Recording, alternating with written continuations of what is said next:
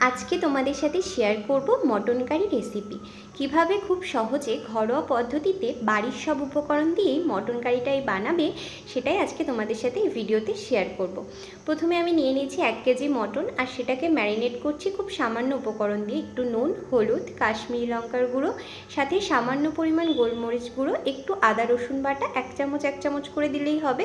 কাঁচা লঙ্কা বাটাটা একটু বেশি দেবে, 2 চামচ মতো কাঁচা লঙ্কা বাটা দিতে হবে, আর সামান্য একটু টক দই দিয়ে তারপর সবটাকে ভালোভাবে মেশানোর জন্য ব্যবহার করব সর্ষের তেল। তারপর পুরোটাকে ভালোভাবে মিশিয়ে ম্যারিনেট করে 1 ঘন্টা মতো রেখে দিতে পারলে খুব ভালো হয়। আর এদিকে কড়াইতে তেলটা গরম করতে দিয়ে দিয়েছি। তেলটা গরম করার পর এর মধ্যে দিয়ে দেবো আলুগুলো দেওয়ার পর একটু নুন, হলুদ, কাশ্মীরি লঙ্কার গুঁড়ো দেবো, যাতে আলুগুলোর রঙটাও সুন্দর আসে এবং তেলের রঙটাও কিন্তু খুব সুন্দর চলে আসে।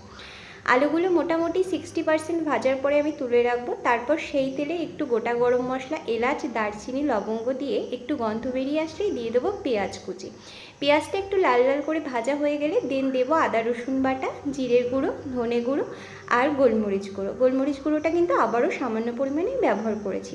তারপর রং আনার জন্য কাশ্মীরি লঙ্কার গুঁড়ো, হলুদ গুঁড়ো দিয়ে মশলাটাকে ভালো করে কষিয়ে যে মাংসটা ম্যারিনেট করে রেখেছিলাম সেটা দিয়ে দিলাম।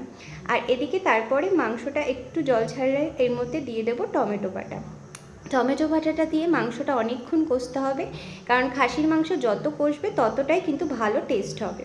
তারপর একদম এইভাবে সুন্দর করে কষা হয়ে গেলে গরম জল করে রেখেছিলাম পাশে, সেই গরম জলটা দিয়ে দেব।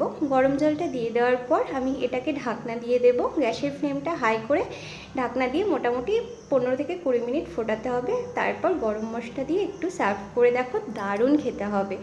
আর আজকের এটাই ছিল আমাদের মেনু। কেমন লেগেছে আমাকে জানিও। Thank you for watching.